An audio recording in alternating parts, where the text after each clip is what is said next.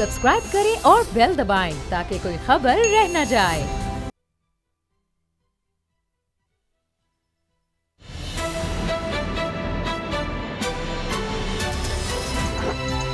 अब पता चला।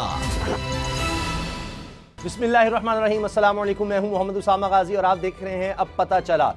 अभी तक पीडीएम बमुकाबला हुकूमत चल ही रहा था कि एक और ख़बर आ गई कि काबीना में रद्द बदल हो गई है और शेख रशीद अहमद साहब को वज़ारत दाखिला कलमदान मिल गया है और उनकी जगह आज़म स्वाति साहब को वज़ीर रेलवे लगा दिया गया है। और जो साबिक़ वज़ीर दाखिला थे ब्रिगेडियर एजाज शाह साहब, उनको नारकोटिक्स कंट्रोल का वज़ीर बना दिया गया है। अब्दुल हफीज़ शेख साहब को अब बाकायदा वज़ीर बना दिया गया है ख़जाने का। लेकिन सबसे ज़्यादा चर्चा, सबसे ज़्यादा बात हो रही है शेख रशीद अहमद साहब और बहुत सी खबरें गर्म हैं कि शेख रशीद साहब को शायद पीडीएम को फेल करने के लिए लाया गया है। लेकिन शेख साहब ने आते ही ऐलान कर दिया कि कोई रोक टोक नहीं, जलसा किया जाए। लेकिन पंजाब हुकूमत कह रही है किसी सूरत हम जलसे की इजाज़त नहीं देंगे। खबरें यह भी हैं कि पकड़ धकड़ भी हो सकती है। कोई 925 लोगों की फहरिस्त तैयार कर ली गई है, अगर शरपसंदी की गई तो इनको गिरफ्तार किया जा सकता है। इसके अलावा महकमा एंटी करप्शन भी बड़ा एक्टिव है। खुर्रम दस्तगीर से लेकर ख्वाजा आसिफ हों, दीगर सीनियर मेंबरान नून लीग के कहाँ कहाँ कब्जे किए गए हैं, कहाँ कहाँ सरकारी अराजी पर कोई पेट्रोल पंप, कोई प्लाजे बनाए गए हैं, उनके खिलाफ भी तहकीकात तेज़ की जा रही हैं। तो क्या शेख रशीद साहब को वाकई पीडीएम को फेल करने के लिए लाया गया है? अंदर की खबरें क्या हैं, इसी पर आज हम सबसे पहले बात करेंगे असद खरल साहब, बाबा डोगर साहब से। असद खरल साहब, शेख रशीद अहमद साहब, जिनकी प्रेस कॉन्फ्रेंसेस, जिनके बयानात सबसे ज़्यादा दुखी करें, दुखी नहीं गुस्सा दिलाएं, कि ये ज़्यादा बेहतर लफ्ज़ है, गुस्सा दिलाएं पीडीएम को, अपोजिशन को, उन्हीं को वज़ीर दाखिला और ऐसे मौके पर लगाना, क्या दुरुस्त फैसला है इमरान खान साहब? देखिए उसामा साहब, जब ये हुकूमत आई तो शेख रशीद साहब ने इमरान खान साहब को जो ख्वाहिश का इजहार किया था, उन्होंने वज़ारत दाखिला का कलमदान मांगा था। अच्छा। उसके बाद मरहूम नईमुल हक साहब, आपको पता है इमरान खान साहब के बहुत करीबी साथी में उनका शुमार होता है, बहुत पुराने दोस्त। उन्होंने इमरान खान साहब की हदायत पर शेख रशीद साहब को कन्विंस किया था कि आप वज़ारत रेलवे जो है उसका कलमदान संभालें, जिस पर उन्होंने संभाल लिया।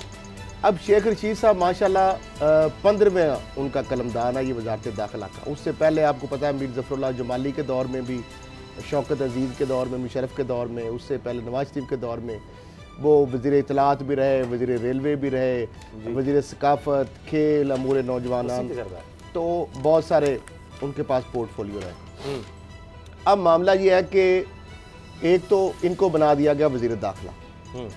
अब ये अगर कुछ समझा जाए कि शेख रशीद साहब कोई पंगे करेंगे, क्योंकि वो एक सीनियर पार्लियामेंटेरियन है और कोई भी उनसे ये एक्सपेक्ट नहीं आप कर सकते कि वो कोई ऐसी बोंगी मारेंगे जिसके लिए हुकूमत के लिए कोई एक क्राइसिस पैदा करने के हवाले से वो बड़े मैच्योर खिलाड़ी हैं। और इमरान खान साहब ने अगर अब उनका इंतखाब किया है तो उसकी बहुत सारी वजूहत है।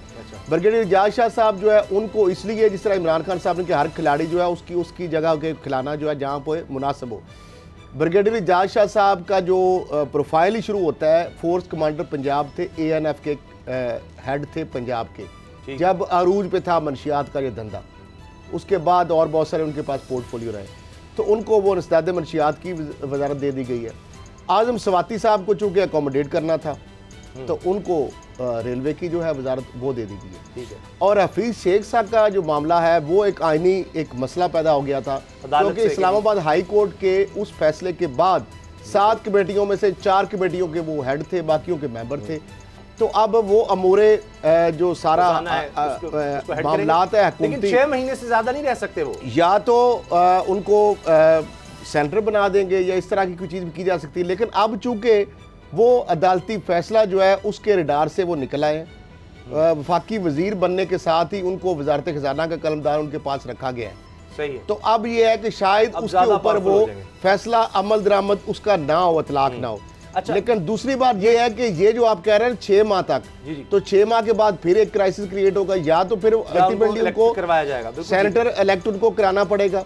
तो अच्छा ये बताएं कि अभी भी बाबा डोगर साहब वज़ीर आज़म ने कहा, और ये हाँ वही है कि उनका ये फेज जो है अभी मजीद तब्दीलियां हो सकती है। अब और ये इस हवाले से उन्होंने अपने जो पार्लिमानी पार्टी का इजलास था उसमें लोगों को बताया शेख रशीद की वजारत के बारे में भी लोगों को वहाँ से पता चला, और साथ ही उन्होंने कहा कि मज़ीद भी कुछ तब्दीलियाँ जो हैं वो भी हो सकती हैं। तो ये लिहाजा फेज़ 1 है, फेज़ 2 अभी उस पर उम्मीद रखी जाए कि और कौन कौन से तब्दील हो। अभी तकरीबन कोई 2.5 साल हुए, पौने 3 साल कह लें, तो उसमें ये कुछ चौथी दफ़ा ये रद्दोबदल है।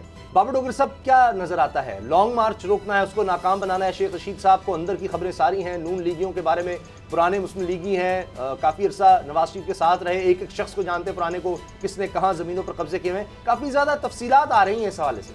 उसामा साहब, एक चीज़ याद रखें कि शेख रशीद को जो चेंज किया गया है वो ब्रिगेडियर इजाज़ शाह साहब की जो उनकी ख्वाहिश पे चेंज किया गया है। ब्रिगेडियर इजाज़ शाह साहब ने बहुत पहले इमरान खान साहब को कह दिया था कि मेरी सेहत ठीक नहीं है और ये एक बहुत बड़ी मिनिस्ट्री है और इसकी जो ड्यूटीज़ हैं वो मैं अदा नहीं कर सकता, रिस्पॉन्सिबिलिटी बहुत ज़्यादा है, तबीयत मेरी ठीक नहीं है। ये उन्होंने पहले ही कह दिया था, कन्वे कर दिया था। उसके बाद फिर जो सबसे अहम चॉइस थी वो शेख रशीद खुद भी इंटरेस्टेड थे और इसके अलावा जिस तरह से वो गवर्नमेंट को लताड़ते हैं, तो आप देखें कि चौधरी निसार थे नून लीग के दौर में, तो जो इंटीरियर मिनिस्टर होता है उसको वोकल होना चाहिए। और ख़ास तौर पे ऐसी सिचुएशन जब अपोजिशन जो है वो जल्द से जुलूस कर रही है और लॉन्ग मार्च की धमकियाँ दे रही है, इस्तीफों की धमकियाँ दे रही है, तो उनको जवाब देने के लिए एक तगड़ा इंटीरियर मिनिस्टर होना चाहिए।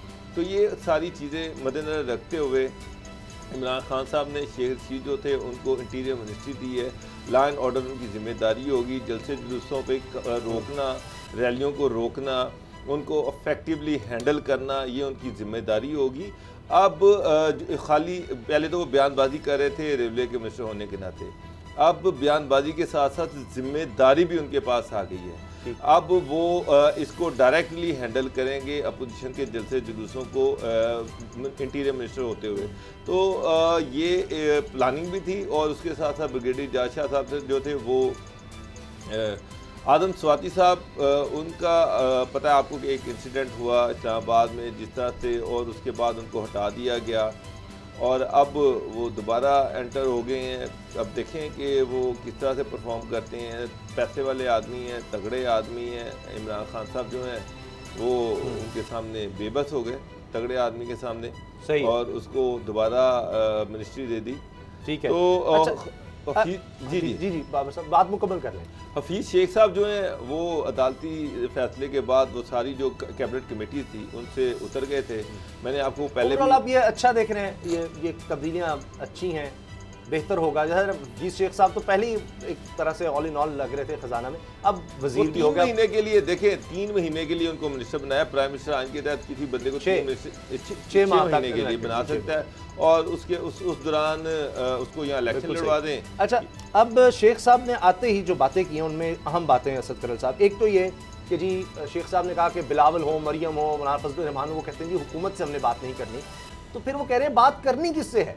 दूसरी बात जो कह रहे हैं कि गली गली में जाकर आप कह रहे हैं लोगों को निकलो निकलो निकलो, तो लीडर जो होता है वो तो उसकी जो कॉल पर लोग आते हैं, ये गली गली में जाकर और मरियम फिर रही हैं हर जगह जाकर और फिर वो कढ़ाई खाना, ये करना, वो सारा मीडिया में लाकर, इस तरह नहीं लोगों को निकाला जाता। उसामा साहब, 2 दहाइयों से मुसलसल अगर देखा जाए तो पंजाब के अंदर और लाहौर के अंदर नून लीग के अंदर एक हमजा शहबाज जो है उसका आम जो वर्कर तक और उसका आपस में एक बहुत बड़ा एक गहरा एक बॉन्ड बन गया था। मरियम साहिबा के पास एक बड़ी अपॉर्चुनिटी है कि उनके चचा और उनके जो कज़न है हमजा शहबाज, जो 10 साल तकरीबन जब शहबाज शरीफ साहब वज़ीर आला थे, तमाम अफेयर जो कारकुनों के थे उसको वो देखते थे जी, और बहुत सारे जो इलेक्शन की किसको टिकट देना है, काउंसलर किसको बनाना है, चेयरमैन किसको बनाना है, जो तरक्याती मंसूबे हैं, फिर जो सारी चीज़ें होती थी उसकी सारी डीलिंग हमजा शहबाज करते थे। और जब 99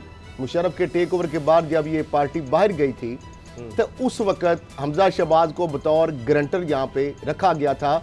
ऐसे ही दोबारा जैसे नवाज शरीफ साहब की बैरून मुल्क भेजने के साथ मरियम साहिबा को बतौर गारंटर अब रखा गया है। एक दूसरी एपिसोड चल रही है। मरियम साहिबा ये बावर कराना चाहती हैं कि हमजा शहबाज और शहबाज शरीफ साहब की अदम मौजूदगी में भी वो परफॉर्म कर सकती हैं, वो लोगों को इकट्ठा कर सकती हैं। लिहाजा शीन वाले जो बार बार शोशा छोड़ा जाता था कि शीन निकलेगी नून से, वो कहती है ये शीन निकल भी जाए तो नून लीग को कोई फर्क नहीं पड़ेगा। ये वो प्रूव करने के लिए मोहल्ला मोहल्ला जा रही हैं, गली गली जा रही हैं, हल्का हल्का जा रही हैं, वार्ड वार्ड जा रही हैं और लोगों को अवामी राब्ता मुहिम के जरिए वो मैक्सिमम लोगों को लाना चाहती है। ऐसे ही जैसे कि आपने देखा ज़िमनी इलेक्शन के दौरान भी आपने देखा कि उस वक्त भी हमजा शहबाज और शहबाज शरीफ की बजाय मरियम ने अपनी वालदा के इलेक्शन की कैंपेन को लीड किया था। हमजा बिल्कुल अलग हो गए थे। तो अब ये है कि दोबारा फिर वही एपिसोड है। मरियम साहिबा खुद को लॉन्च कर रही है, इसके जरिए खुद को वो मनवाना चाहती हैं एज एक लीडर के तौर पर, खुद को वो मनवाना चाहती हैं कि नवाज शरीफ साहब के बाद अगर पार्टी की कोई क़यादत है, कोई पार्टी की बागडोर संभाल सकता है तो वो मरियम साहिबा है। उस शहबाज शरीफ हमजा के बगैर पार्टी नून लीग चला सकती है और वो उसको बकायदा लीड करने की पोजीशन में है। ये जो गली गली जाकर लोगों को इकट्ठा किया जा रहा है, आपको लगता है कि इसके बाद मरियम एक भरपूर जलसा करके, जिस तरह आज भी मौलाना फजलुर रहमान उनके साथी कह रहे थे कि बस ये इनके आखिरी कील ठोकने वाली बात है, बस गई हुकूमत, और मरियम साहब कह रही हैं कि अब एनआरओ की गिड़गिड़ा रहे हैं, भीख मांग रहे हैं, एक वजीर आया उसने भी कहा लेकिन अब नहीं मिलेगी, अब ये हुकूमत चली गई। तो ये वाकई आपको ऐसा लग रहा है, या शेख रशीद साहब ने जो आज कहा कि जी मीनार पाकिस्तान से इमरान खान को इज्जत मिली थी और ये मीनार पाकिस्तान में इनकी सियासत दफन हो जाएगी, आपको क्या लगता है? उसामा साहब, जिस तरह से खरल साहब ने कहा कि लाहौर पर हमेशा से कंट्रोल हमजा शहबाज और शहबाज शरीफ का रहा है। मरियम पहली दफ़ा वो एक लाहौर में जलसा करने जा रही हैं और वो भी मीनार पाकिस्तान में, जहाँ पर नून लीग ने पिछले 20-25 साल में नून लीग की हिम्मत नहीं हुई कि वो वहाँ पर जलसा कर सकें। पिछले 25 साल में नवाज 2018 का इलेक्शन ले लें, 2013 का ले लें, 2008 का ले लें, नून लीग ने मीनार पाकिस्तान में आज तक जलसा करने की हिम्मत नहीं की। इवन 97 का भी इलेक्शन ले लें तो क्योंकि वहाँ भरना पड़ता है और नून लीग को पता है कि नून लीग के वर्कर्स बाहर नहीं आते। मियां नवाज शरीफ जब इस्लामाबाद से लाहौर आए थे मुझे क्यों निकाला वाली कैंपेन पे, तो आप सारे रास्ते में देख लें 3-4 हज़ार से ज़्यादा लोग नहीं थे। अब मरियम नून लीग की होस्ट हैं। बिलावल ने कराची भर के दिखा दिया, कोयटा भर गया, उसके बाद पेशावर भी भर गया, मुल्तान भी पे पार्टी होस्ट थी, वो भी भर गया। लाहौर एक बहुत बड़ा चैलेंज है। और उसके बाद एक चीज़ जो सबको पता है, वहाँ पर अभी जो रिजवी साहब की नमाज जनाजा हुई और वहाँ पर कितनी दुनिया आई, उसामा साहब, बगैर किसी के लाए, बगैर किसी TADA के, बगैर किसी कन्वेंस के, बगैर किसी MPA MNA की मदद के, बगैर बिरयानी की जेगों के इतने सारे लोग आए कि मीनार पाकिस्तान को भर के रख दिया। अब मरियम के सामने बहुत बड़ा चैलेंज है कि मरियम, नहीं सर ये तो नहीं, वो नहीं हो सकता सर, वो ना हो। लाहौर की 1.25 करोड़ आबादी है उसामा साहब। लाहौर को नून लीग अपना किला कहती है। लाहौर की 13 में से 11 MNA की सीटें इनके पास हैं। क्या 1.25 करोड़ आबादी का 1% हिस्सा 1.25 लाख बनता है? ये 1.25 लाख बंदा वहां पे इकट्ठा करके दिखा दे। नहीं सर, वो कह रही हैं, वैसे वो कह रही हैं इस्तीफों की बात छोड़ दें, वहाँ से तो मायूसी होगी, उस पर हम आगे बात करते हैं। कह रही हैं कि बस किसी तरह से इसको कामयाब बना दें, इस जलसे को कामयाब बना दें किसी तरह। ये गलती होगी इनसे वैसे मीनार पाकिस्तान की जगह चूज कर असद खरल साहब, क्योंकि आज मैंने पढ़ा है कि 3 साल 8 माह से पाबंदी है मीनार पाकिस्तान में, सियासी कोई एक्टिविटी नहीं हो सकी और ये 20 अप्रैल 2017 को जनाब शहबाज शरीफ साहब ने पाबंदी लगाई। लास्ट टाइम जो इमरान खान ने यहाँ पे जलसा किया है वो भी एक चैलेंज है। वहाँ पर भी तकरीबन वो तो इमरान खान साहब खुद भी नहीं कर सकते। 2011 का जो जलसा है, नहीं वो तो मैं इलेक्शन का, इस इलेक्शन को जो वायरल किया था वो लाहौर में किया था 2018 के इलेक्शन को, और उसमें भी 70-80 हज़ार लोग थे वहाँ पर उस जलसे में। ये इतने इकट्ठे कर दें, लाहौर इमरान खान का तो किला नहीं है। क्या बात कर रहे हैं आप? 300 बंदा उनका MNA MPAs सेनेटर्स वगैरह सब मिला के वो इतने बंदे तो इकट्ठे कर सकते हैं। 2.5 लाख वोट लिया हुआ सर। 13 में से नून लीग 2 सीटें हैं, मरियम की 11 MNA की सीटें हैं, नून लीग की 11 MNA की सीटें हैं। अब ये बहुत बड़ा चैलेंज है कि मीनार पाकिस्तान को भरकर दिखाएं। अच्छा, ये जो मरियम रैलियां कर रही हैं वो कोई इतनी हौसला अफजा नहीं है। 2-2 लोग, घर से लेकर निकलते लोग, सारे कारकुनों को बुलाकर वहां से अगर आप मोटरसाइकिल निकाल रहे हैं 500,000 तो वो तो इतनी बड़ी बात नहीं हो, तो हर दफा वही लोग आ रहे हैं। असद खरल साहब, आपको क्या लगता है इतने MNAs, लाख 1.5 लाख वोट लेने वाले MNA MPAs, इतना बड़ा चैलेंज बाबर साहब कर रहे हैं कि लाख बंदा नहीं आ सकते? सर तोड़ कोशिश कर रही हैं, वो हर मुमकिन कोशिश कर रही हैं कि मैक्सिमम लोगों को यहाँ पे इकट्ठा किया जाए, और इसके लिए जो जिस तरीके से वो दिन रात एक किए हुए हैं जिस तरीके से ख्वाजा साद रफ़ीक बड़े एक्टिव हैं, शेख रोहेल असगर जो है वो बड़े एक्टिव हैं, और इस तरह के जो बाकी उनके लोग हैं उहदेदार हैं वो बड़े एक्टिव हैं। और मरियम साहिबा खुद जाके इलाकों में लोगों को जाके उनके हाथ खड़े करा के उनसे बाकायदा कमिटमेंट ले रही हैं कि आपने हर सूरत 13 दिसंबर जो है उसके जलसे में पहुंचना है, उसको आपने कामयाब बनाना है, बेशक जितनी मर्जी रुकावटें आए आपने रुकावटें तोड़ के आना है। मामला ये है कि ये अब मरियम साहिबा के लिए एक बहुत बड़ा चैलेंजिंग टास्क है, उनके लिए बड़ा एक इम्तिहान है। नवाज शरीफ साहब जो है उन्होंने कहा था कि ये काम नहीं करना आप, लेकिन मरियम साहिबा ने उनको यकीन दहानी कराई थी कि वो जलसा जो है आपकी तोक़ों से ज़्यादा लोग मैं इंशाल्लाह इकट्ठे कर लूँगी।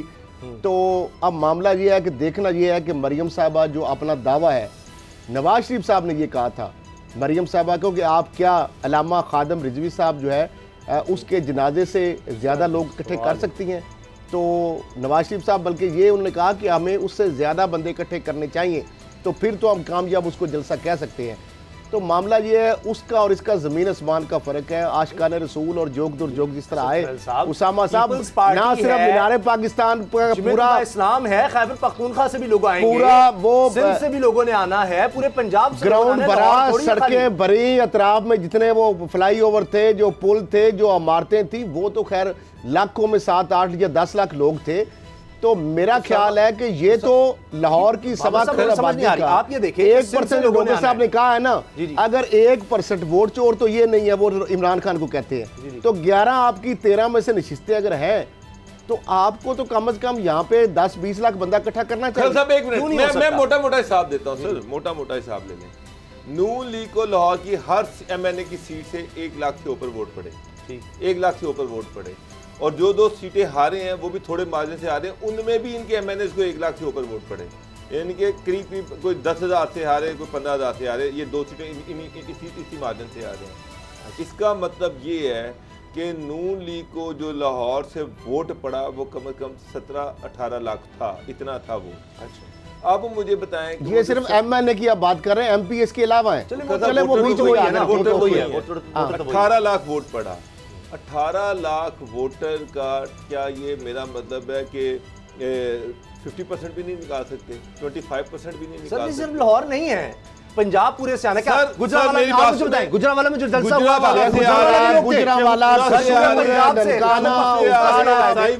सिंध से लोग आए थे, पूरे पंजाब से MPAs की MNAs की ड्यूटियां लगी हैं, उनको पाबंद किया गया है कि एक MNA कम से कम 2-2 हज़ार बंदा लेके आए, MPA कम से कम 1000 बंदा लेके आए। अब ये पूरे पंजाब से भी इकट्ठे कर रहे हैं, लाहौर से भी इकट्ठे कर रहे हैं, और अगर ये लाख बंदा इकट्ठा नहीं कर सकते तो फिर मेरा ख्याल है कि बहुत बड़ी बात नहीं, इतनी बड़ी पार्टी है, दूसरी बड़ी पार्टी है, और 3 दफ़ा वज़ारत उज़्मा ले चुके हैं।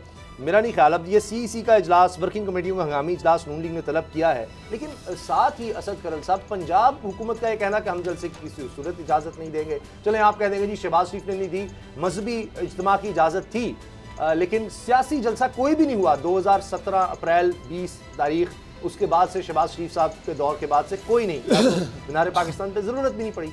तो अब पंजाब हुकूमत कह रही है इजाजत नहीं देंगे, शेख रशीद साहब वज़ीर दाखिला बन गए, वफाकी वज़ीर दाखिला, वो कह रहे हैं खुली छूट है जो कर रहे हैं। असल में हुआ यह है कि इंटेलिजेंस कमेटी का एक इजलास हुआ है, उस इजलास के अंदर एक तो उन्होंने कहा कि जो ऑलरेडी नोटिफिकेशन जो इंटैक्ट है, मौजूद है इन फील्ड, वो है कि 300 से ज़्यादा बंदे जो है इकट्ठे नहीं हो सकते, SOP जो कोरोना का है उस 30,000 होंगे कम से कम। अच्छा, अब मामला ये है कि एक तरफ ये है कि 4% कोरोना के केसेस में इजाफा, ओवरऑल जो पंजाब के अंदर अगर बात की जाए तो 8% या लाहौर में भी इस तरह 4 से 8% का जो एक इस तरह का फिगर है। अब जो कमेटी की मीटिंग उसमें उन्होंने जो डिसीजन लिए हैं, डिसीजन ये लिए, एक तो मुकदमात दर्ज किए गए हैं, जो इनको सहूलतें फराम करेगा उनके खिलाफ मुकदमात होंगे, और ये रिपोर्ट जो है उसके मिनट्स जो है वो तैयार करके वज़ीर-ए-आज़म ऑफिस जो है उसको भी भिजवा दिए गए हैं।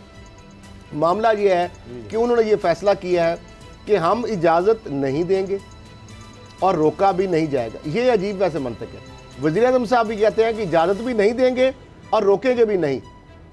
तो अब ये बिटवीन द लाइन मुझे समझ नहीं आ रही कि इसका मतलब क्या है। यानी आप एक तरफ कह रहे हैं कि हम आपको अलाउ नहीं कर रहे, दूसरी तरफ आप कह रहे हैं कि हम आपको रोक भी नहीं रहे। तो अब ये एक बिटवीन द लाइन जो मामला है, बहरहाल ये जलसा तो होगा, और ये जिस तरीके से वहाँ पे जो मीनार पाकिस्तान के अंदर जो ग्राउंड है, अब ये वहाँ पे होता है, उसके बाहर होता है, क्या सूरत हाल सामने आती है। क्योंकि जाहिर बात है वहाँ पे जिस तरह डीजे भट्ट को पकड़ा वो दोबारा वापस आ गया, साउंड सिस्टम भी लगना है, वहाँ पे कंटेनर भी लगने हैं, स्टेज बनना है, कुर्सियाँ लगनी हैं।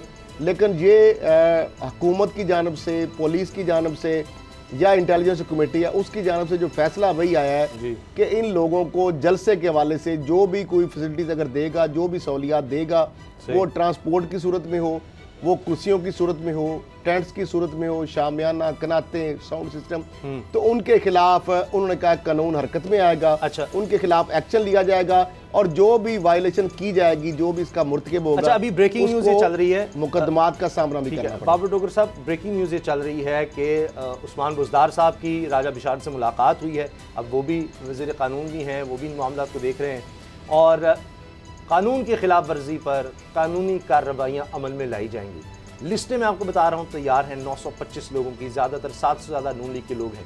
तो आपको लगता है कि उसके बाद पकड़ धकड़ होगी, एक दफ़ा तो जाने दिया जाएगा और मुकदमा दर्ज हो जाएंगे और उसके बाद फिर गिरफ्तारियाँ होंगी? उसामा साहब, आज मेरी वज़ीर आला से इस सिलसिले में बात हुई है। एक इवेंट में मैंने उनसे ये पूछा था कि जनाब ये जो सारा डीजे भट्ट को जो गिरफ्तार किया जा रहा है, ये सारा कुछ किया जा रहा है, आप तो जलसा होने से पहले जलसे को कामयाब कर रहे हैं। पर उनका ये कहना था कि जनाब हम SOPs पर अमल दरामद करवाना चाह रहे हैं, हम इनके जलसे को नहीं रोकेंगे, लेकिन ये जो वायलेशन करेंगे तो उसके खिलाफ कार्रवाई लाजमी की जाएगी। मतलब मीनार पाकिस्तान पर अगर पाबंदी है तो वो पाबंदी को तोड़ेंगे तो वहाँ पर उनके खिलाफ एक्शन होगा।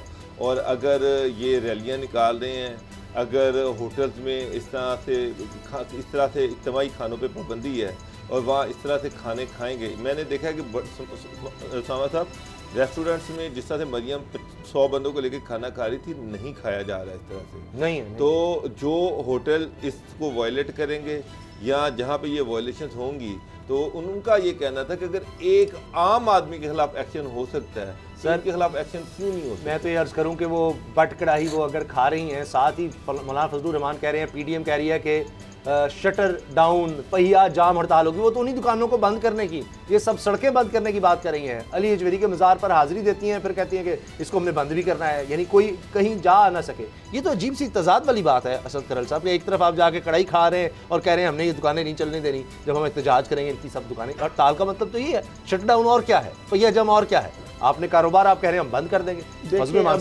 पहिया जाम तो बड़ी दूर की बात है। पहली बात तो ये है कि इन्होंने जो लॉन्ग मार्च लेके जा रहे हैं, इस्तीफों की तो बात ही नहीं हो रही। अब इस्तीफों की तो कहानी हो तो गुब्बारे से आवाज निकल गई ना। अब मामला ये है कि अभी 13 के बाद 14 को फिर उन्होंने एक मीटिंग रख ली है और आज भी बिलावल साहब और मरियम साहिबा जो है उनकी जो मुलाकात हुई है आपस में। लेकिन बात फिर वही है कि कोई नई जो चीज़ है या जो डेवलपमेंट है या इस्तीफों की जिस तरह आप बात कर रहे हैं या कोई अब वही पुरानी रटी रटाई घसी पिटी बातें जो है वो की जा रही हैं और मरियम साहब ने कहा जी हमसे कर रहे हैं। अच्छा, एक और खबर, फराज साहब इसकी तरदीद कर चुके हैं। जो बातें आप करते रहे वो गठजोड़ नजर आ रहा है। अब नैब की तहकीकात में बात सामने आई कि कमीशन तय था मिल्स मालिकान के दरमियान, चक्की मालिकान के दरमियान और अफसरान के दरमियान महकमा खुराक के। क्या हुआ, ब्रेक के बाद बताएं।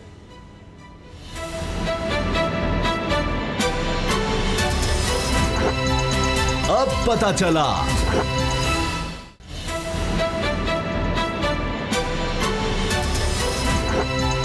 अब पता चला गंदम आटा महंगा क्यों हो जाता है, नायाब क्यों हो जाता है, हर साल ये मामला क्यों सामने आता है। अक्सर ये होता है कि गरीब की पहुंच से आटा दूर होता चला जाता है, जो उसकी सबसे ज़्यादा बुनियादी ज़रूरत है खुराक की। कि हम तो गिद्धों की तरह यहाँ पर देखते हैं करप्शन करते हुए अफसरान को, कि खून निचोड़ते हैं, गोश्त तक अगर इनका बस चले तो गरीब का गोश्त भी ये उतार लें, हड्डियाँ भी उसकी पता नहीं क्या करें उनका।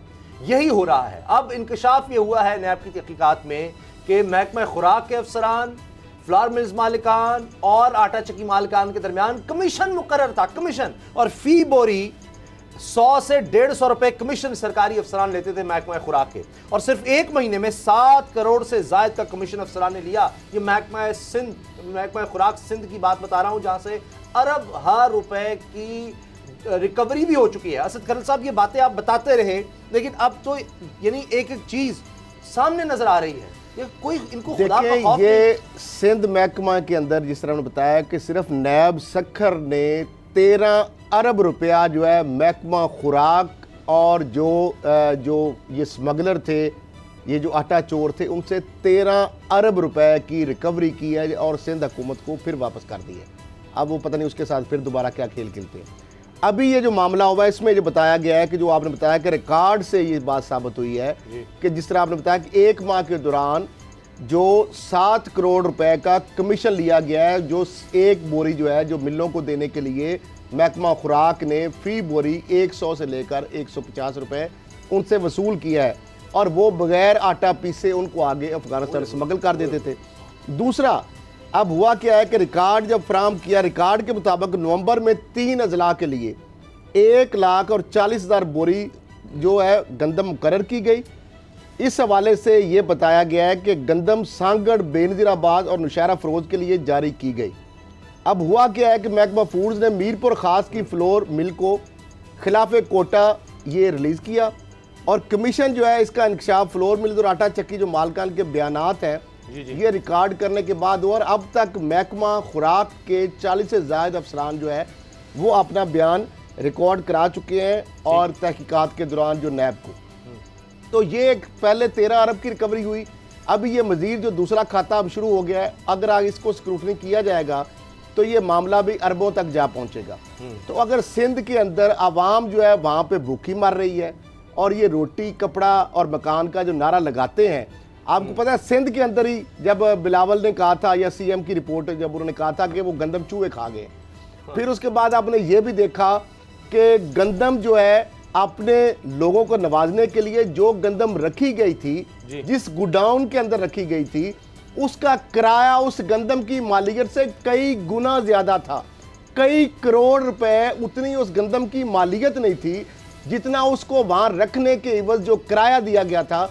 तो ये तो जनाब इस तरीके से अगर होगा तो फिर हम कहते हैं जी गंदम जो है और आटा आवाम को मिलता नहीं है, नायाब होता है। तो ये माफियाज जो है जगह जगह पे बैठे हुए हैं, हर जगह बैठे। बाबर डोगर साहब, अगर ये सिंध हुकूमत कहती रही हम तो गरीब की बात कर रहे हैं, 2000 रुपए गंदम की बोरी की कीमत या फीमन कीमत मुकर्रर करनी है, तो क्या फ़ायदा जब उससे 200 रुपया आपके महकमे के लोगों ने लेना है? उनके खिलाफ क्यों नहीं एक्शन लिया जाता ऐसी काली भेड़ों के खिलाफ? और वही पैसे फिर दोबारा उधर जा रहे हैं। तो इमरान खान साहब तो कह रहे थे कि अब ये मुअत्तली नहीं होनी चाहिए बल्कि ट्रांसफ़र नहीं, अब तो इनको निकाला जाए। तो क्या सिंध के जो अफसरान है महकमा खुराक के, उनको नहीं निकाला जा सकता? उनको हथकड़ी नहीं लगाई जा सकती? यानी बस 13 अरब रुपया आ गया तो अब वो दोबारा लग जाएं, उसी काम में लग जाएं दोबारा? उसामा साहब, असल चीज़ ही ये है कि एक सूबा, उस सूबे में 13 अरब रुपए का गबन हो गया, करप्शन हो गई, वो सारा पैसा खा लिया गया, नैब ने वो रिकवर करवाया। वो ऑफिसर जो हैं, ये तो नहीं हो सकता कि महकमा खुराक के अफसर जो हैं उन्होंने बगैर किसी पॉलिटिकल सपोर्ट के ये सारा कुछ किया। ऑफ कोर्स सिंध गवर्नमेंट उनके साथ थी, सिंध गवर्नमेंट की इमा पर ये सारा किया गया।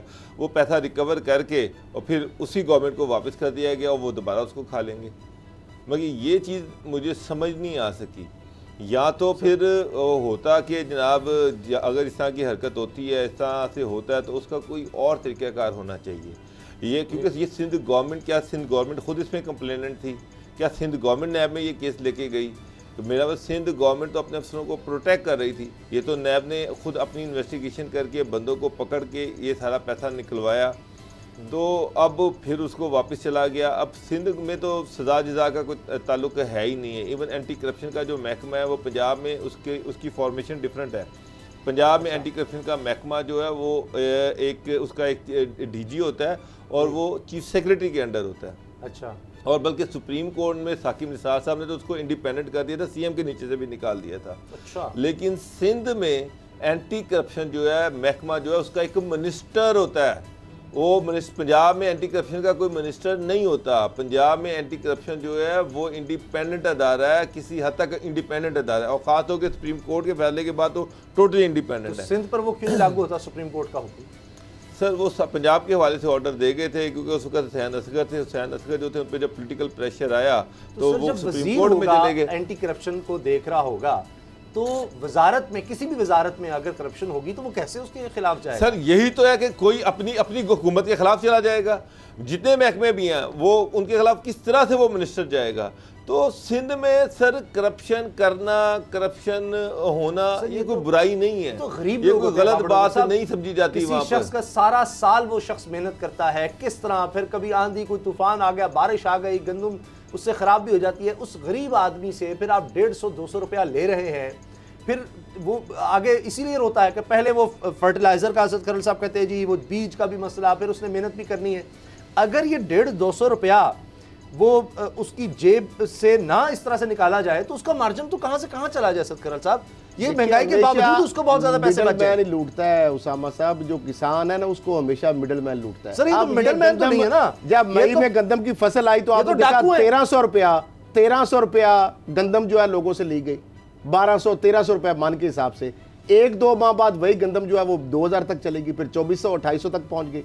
मामला ये है कि जिस तरीके से ये सारा लूटमार होती है, और ये 150-200 रुपया जो है ये कोटा जारी करने के लिए मिल मालकान को ये अफसरान खा रहे हैं, बीच में ये खांचा खा रहे हैं। और ऐसी मिलों को भी कोटा दिया जाता है जो मिलें कभी चली नहीं। उनके जाके आप बिलिंग देख लें, रीडिंग ले लें जाके उनके मुतलका जो डिस्ट्रीब्यूशन कंपनी है वहां से बिलों का रिकॉर्ड निकाल ले। मैं तो ये कहता हूँ, ये चीफ जस्टिस अभी रिसेंटली मैं केस में मौजूद था, चीफ जस्टिस कासिम साहब जो है उनके पास सामने मैं खड़ा था, उस प्रोसीडिंग हो रही थी, तो चूंकि वो एडिशनल एडवोकेट जनरल भी रहे हैं, सारा वो समझते हैं सारे निजाम को। तो उन्होंने कहा ये तो बड़ा सिंपल फार्मूला पकड़ने का कि जो मिलें चलती ही नहीं है पूरा साल, जो आटा पीसती ही नहीं है, उनको आप किस तरह देते हैं कोटा? क्योंकि वो मिलें तो गंदम लेके अफगानिस्तान स्मगल कर देती है महकमे से मिली भगत करके, तो उससे करोड़ों रुपए कमा लेते हैं घर बैठे। आटा तो कैसे लाएंगे?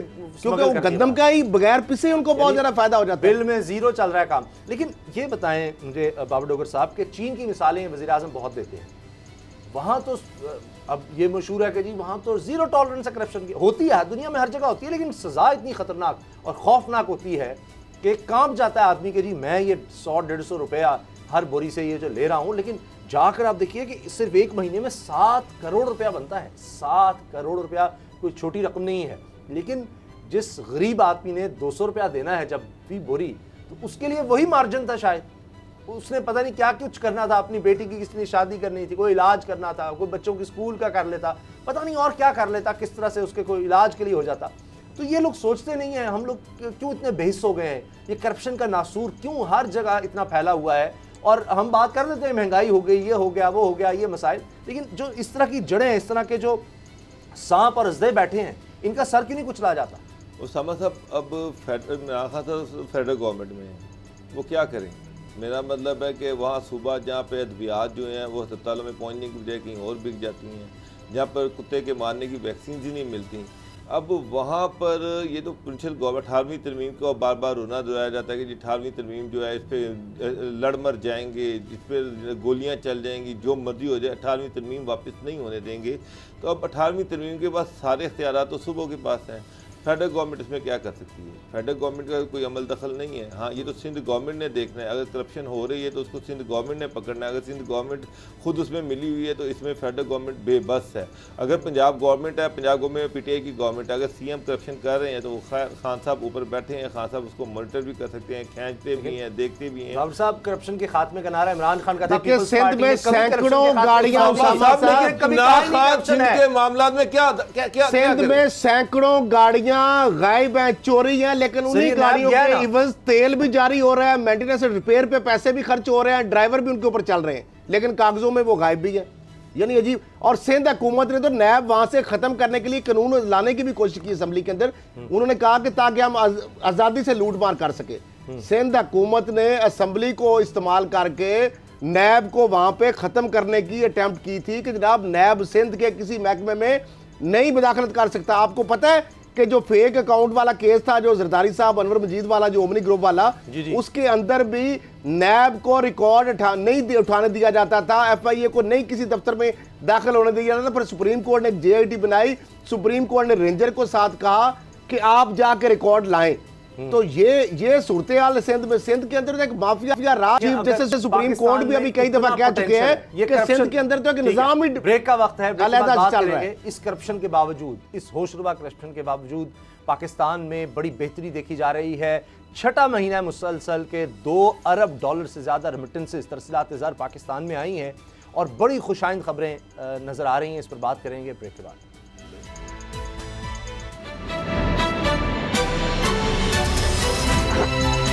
अब पता चला।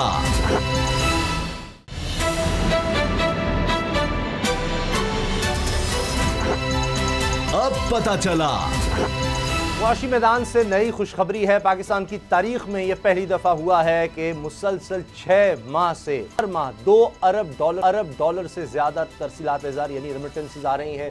बैरून मुल्क मुकीम पाकिस्तानी पैसे भेज डॉलर्स भेज रहे हैं और इससे हमेशा से कहा जाता है कि पाकिस्तान में रीढ़ की हड्डी की हैसियत रखता है पाकिस्तानी मईशत के लिए, इसलिए कि तारीख में हमने यही देखा है बहुत ही कम है, हमेशा हमारी इंपोर्ट्स ज़्यादा ही रही हैं और बहुत ज़्यादा रही हैं एक्सपोर्ट की निस्बत। और फिर डॉलर्स में सारा ये लेन देन होता है, तिजारती सारा मामला, तो डॉलर्स की हमेशा कमी का सामना रहता है और ये जो बाहर से डॉलर्स आते हैं ये पाकिस्तान का मामला चलाने में बड़ा अहम किरदार अदा करते हैं और इसीलिए इमरान खान साहब कहते हैं कि हमारे ओवरसीज़ पाकिस्तानी हमारा सबसे बड़ा असासा है। और $2 अरब हर महीने आना मुसलसल 6 माह, इसकी वजह से कुल अब तक 5 माह में $11 अरब 80 करोड़ तक आ चुके हैं। ये भी एक रिकॉर्ड है, पाकिस्तान की तारीख में इस तरह नहीं हुआ। इसके साथ मैं आपको बताऊं कुछ और अच्छी खबरें कि पंजाब हुकूमत की तरफ से 5 नए NOCs जारी किए गए हैं सीमेंट प्लांट्स के लिए और 73 साल में कुल 12 प्लांट पंजाब में थे, अब 5 NOCs का मतलब है कि 5 और प्लांट्स आ रहे हैं सीमेंट के। सीमेंट की खपत पाकिस्तान में रिकॉर्ड सतह पर पहुंच चुकी है, एक्सपोर्ट भी बहुत ज़्यादा हो रहा है। इसके साथ साथ नई खबर ये भी आई, अब्दुल रज़ाक दाऊद साहब ने ट्विटर पर ये शेयर किया था कि 2 माह मुसलसल ऐसे गुजरे हैं, अक्टूबर और नवंबर के, जिसमें पाकिस्तान की अमेरिका को रिकॉर्ड एक्सपोर्ट्स हुई हैं। पाकिस्तान ने कभी भी किसी एक महीने में $40 करोड़ से ज़्यादा एक्सपोर्ट नहीं किया अमेरिका को, और अमेरिका बहुत बड़ी मंडी है, दुनिया की सबसे बड़ी मंडी मानी जाती है।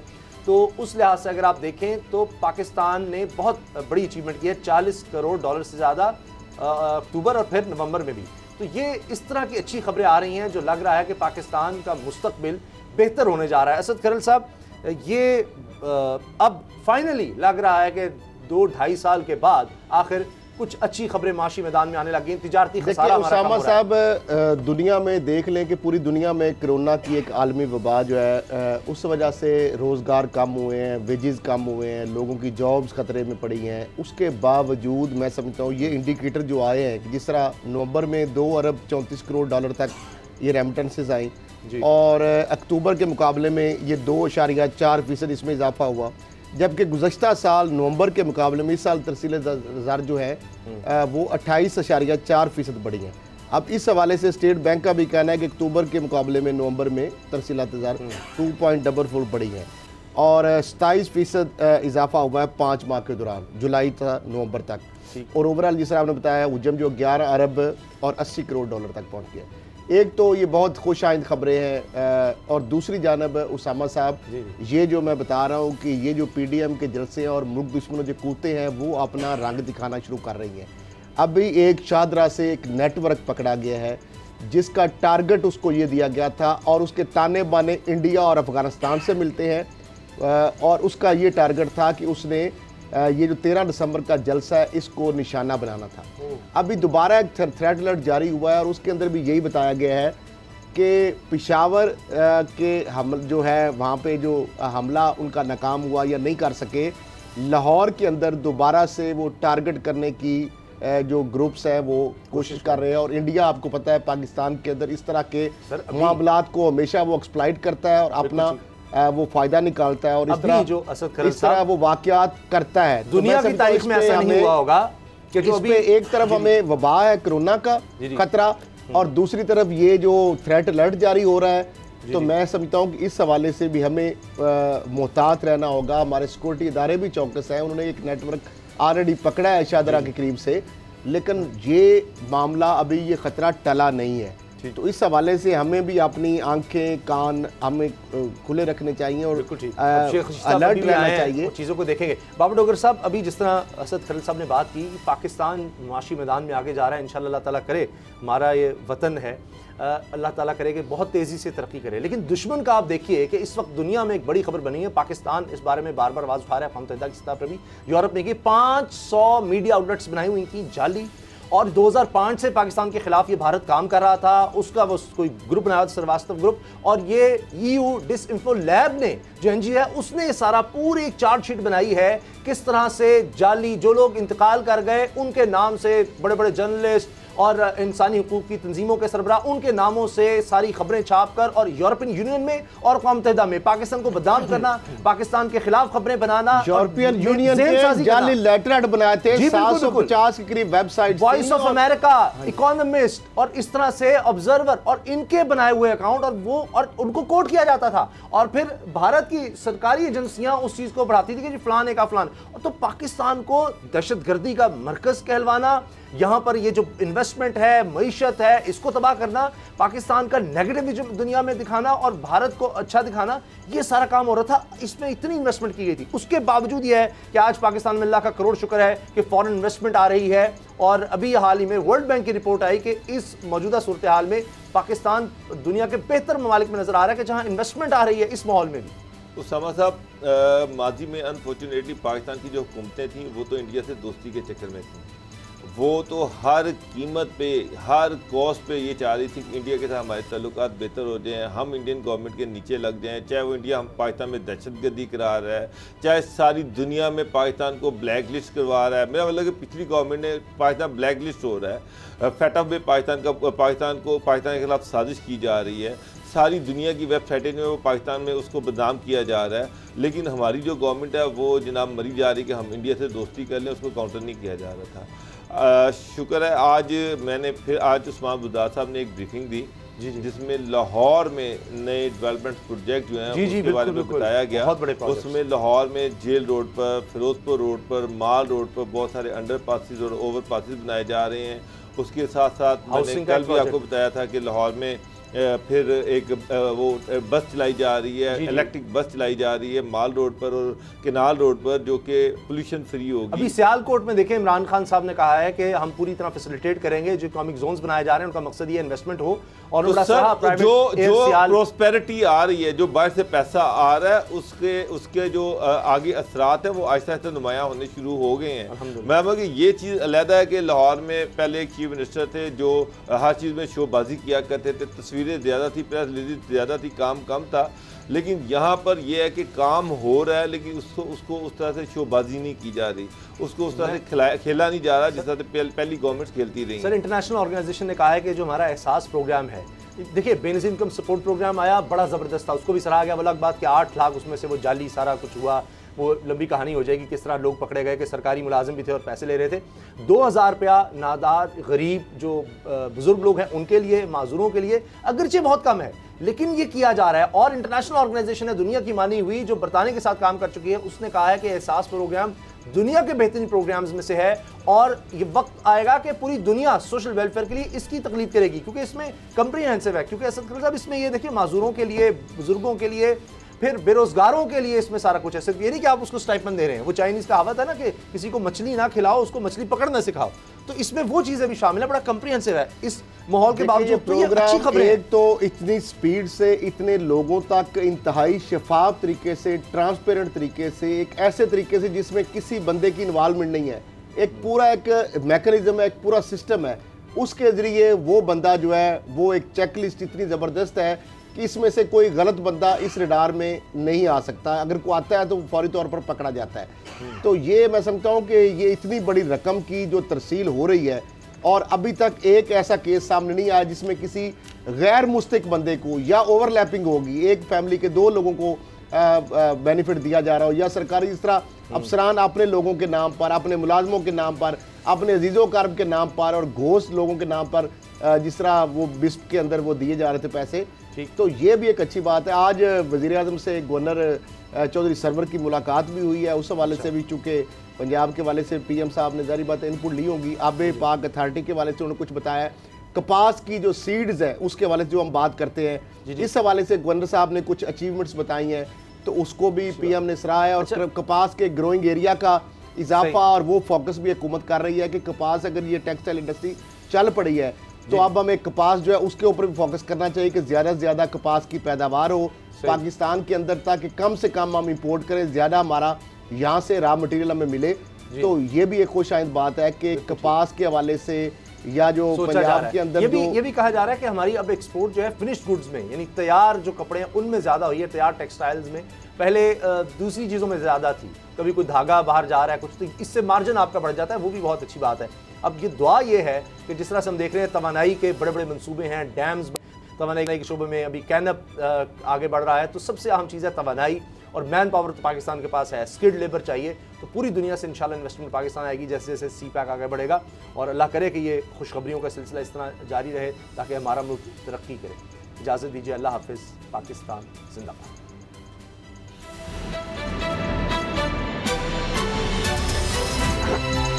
अब पता चला। सब्सक्राइब करें और बेल दबाएं ताकि कोई खबर रह न जाए।